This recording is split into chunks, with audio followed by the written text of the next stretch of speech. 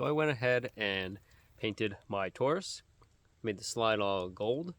It's kind of a little homage to the woods that we film out here because, you know, we got the nice brown woodland kind of grip right here to match the wood aesthetic out here, obviously.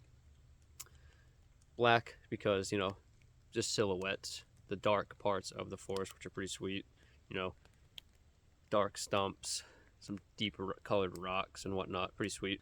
And then, you know, the gold slide up top to represent all of the brass that is littered throughout the woods. So I think this came up pretty sweet. I've already shot quite a few rounds through it since painting it, so you can see now it's a little scuffed, but I do have a shot right here on screen when it was freshly painted in the sun. But, you know, now we're out here today in the rainy fog, putting this thing to use. I think it looks pretty sweet.